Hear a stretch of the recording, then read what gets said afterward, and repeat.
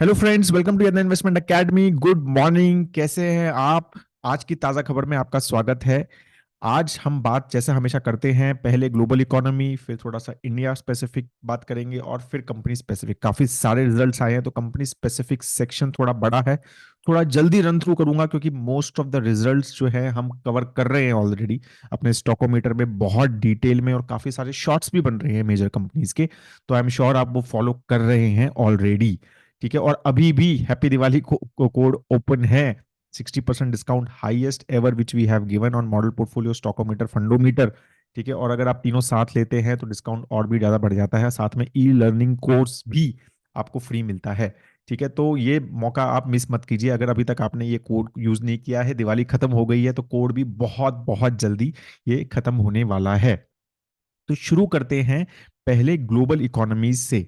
Right, तो global economy में क्या हुआ? ओवरऑल यूरोपियन जो मार्केट्स थी वो पॉजिटिव रही।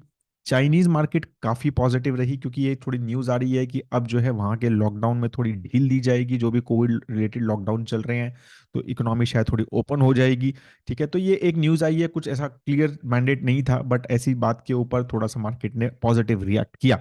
लेकिन यूएस मार्केट जो है वो थोड़ी नेगेटिव बंद हुई। क्यों? क्योंकि अगेन जॉब डेटा जो उनका आया, 1 नवंबर था, तो उसमें जॉब डेटा आया आता है उनका, तो उसको काफी पॉजिटिव आया। मतलब उसमें अभी भी जॉब मार्केट काफी हॉट है, अच्छी चल रही है।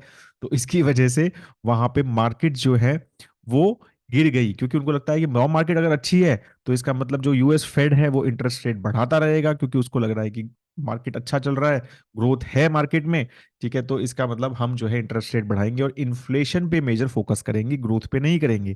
ठीक है, तो इसीलिए लोगों को ये लग रहा है कि फेड जो है अभी भी ग्रोथ पे फोकस नहीं करेगा और ज्यादा ही इन्फ्लेशन पे फोकस करेगा। तो एग्रेसिव इंटरेस्ट रेट्स हाइक की उम्मीद की वजह से मार्केट थोड़ा लास्ट में गिरा, जबकि पॉजिटिव स्टार्ट हुआ था लेकिन फिर नेगेटिव हो गया। बहुत ज्यादा नेगेटिव नहीं है, बट स्टिल नेगेटिव में बंद हुआ।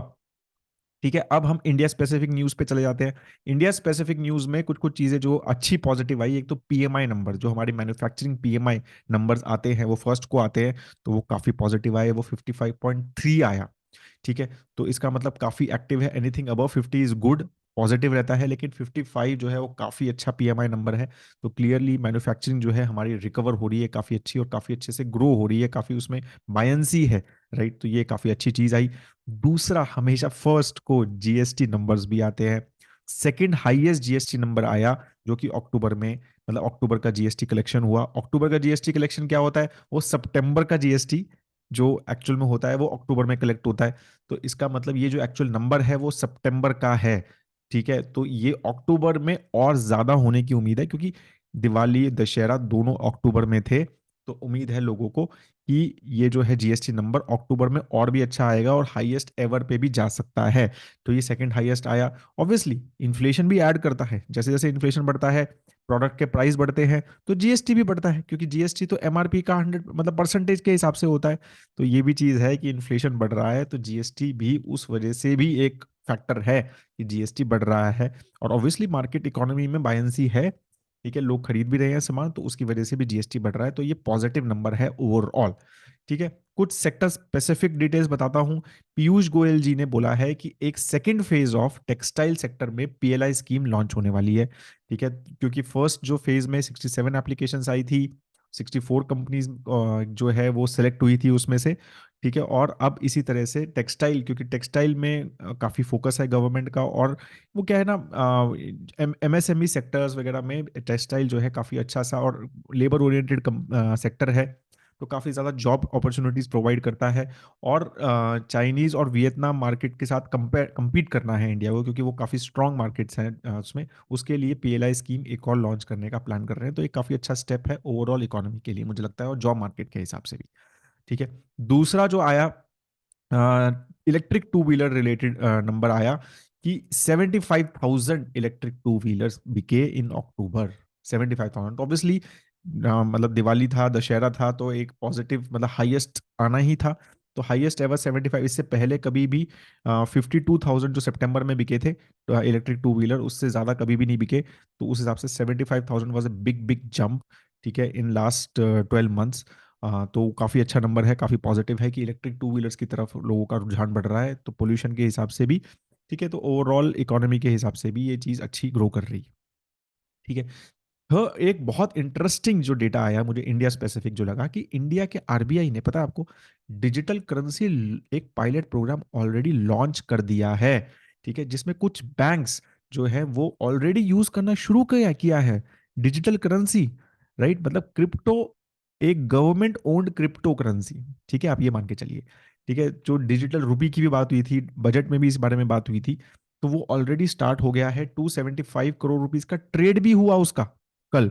ठीक है, और 9 बैंक्स ने पार्टिसिपेट किया, all major, SBI, HDFC, ICICI, Kotak and IDFC first, ये सब मेजर बैंक्स ने उसमें पार्टिसिपेट किया। तो ये एक काफी इंटरेस्टिंग है, ये कैसे है, क्या यूज होने वाला है, इसके ऊपर जैसे जैसे more details I will get, I will try to make a video. आपको वीडियो देखना है तो प्लीज कमेंट में जरूर लिखिएगा, ताकि मैं उस हिसाब से प्लान करूं। इसका मतलब लोगों को डिमांड है।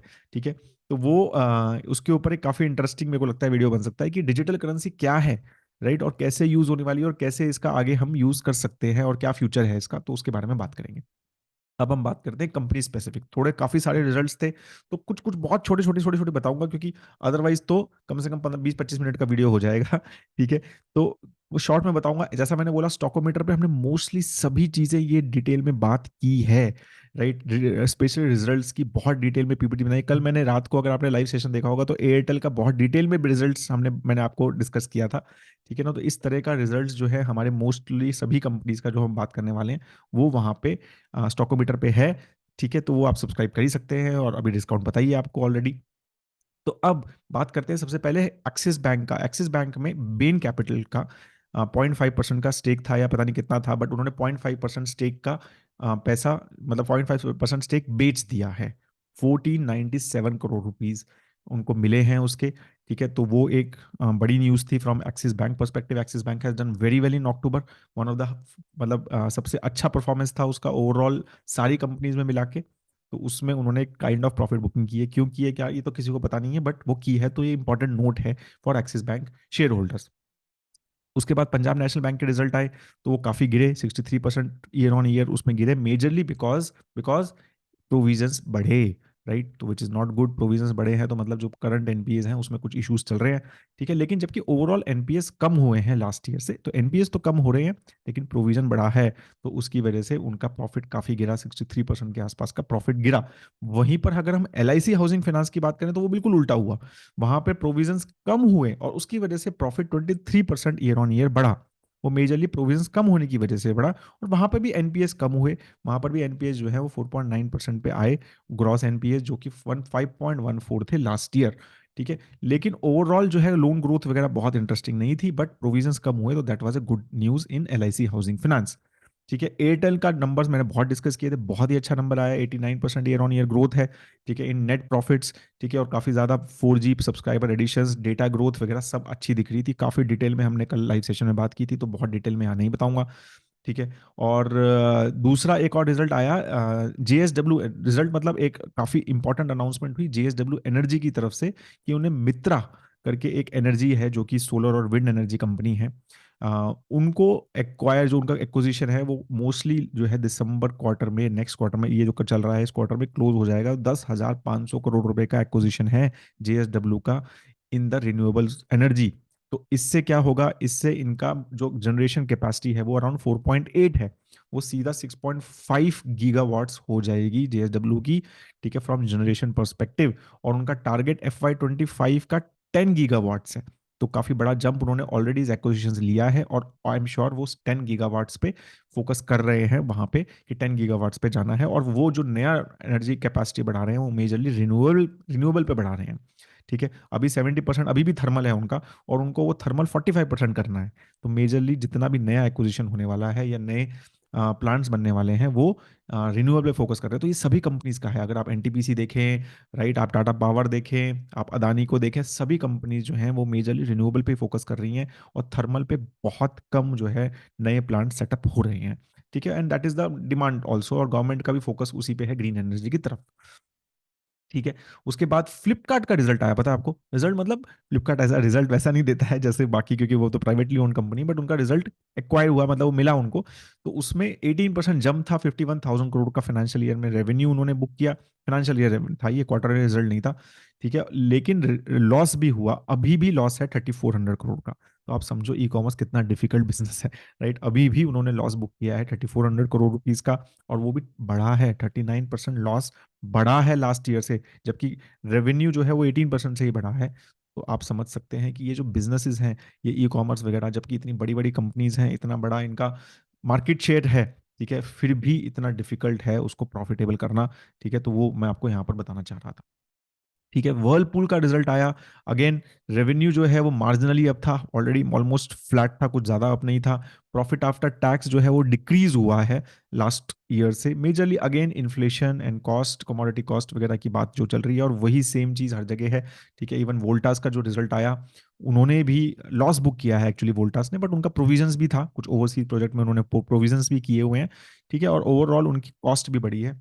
तो इसीलिए वोल्टास और वर्लपूल दोनों के रिजल्ट्स बहुत इंटरेस्टिंग, बहुत अच्छे नहीं आए हैं। ठीक है, बहुत अच्छा जो रिजल्ट आया है वो है वरुण बेवरेजेस का। वरुण बेवरेज ने बहुत ही अमेजिंग रिजल्ट दिया है, 53% का प्रॉफिट आफ्टर टैक्स जो है उन्होंने ग्रो किया है। ठीक है, और उनके जो इंटरनेशनल मार्केट से ग्रोथ जो है, वॉल्यूम ग्रोथ बहुत ही अच्छा आया है। ठीक है, ऑलमोस्ट 31% का जो है इंटरनेशनल मार्केट से वॉल्यूम ग्रोथ आया है। आपको पता है कि वो पेप्सी के बॉटलर हैं। ठीक है, तो वो वहां पर काफी अच्छा उन्होंने ग्रोथ दिया है। तो वरुण बेवरेज जिस तरह से ग्रो कर रही है, मेरे लिए बहुत सरप्राइजिंग है, क्योंकि मुझे लग रहा था कि अब सैचुरेट हो गया है, मार्केट्स इंडिया की है, but they are growing internationally also, they are going into different categories also. ठीक है, बहुत सारी चीजें इंटरेस्टिंग इंटरेस्टिंग कर रहे हैं, तो एक की बहुत ही इंटरेस्टिंग कंपनी लगती है फ्रॉम ग्रोथ परस्पेक्टिव। ठीक है, नाइका का रिजल्ट भी आया। जीएमवी बहुत अच्छे से ग्रोथ, मर्केंडाइज वैल्यू जो मतलब टोटल कितना पैसा सामान बिका, वो 45% से बढ़ा लास्ट ईयर से, तो वो काफी अच्छा ग्रोथ है। ठीक है, और रेवेन्यू भी 39% से बढ़ा है।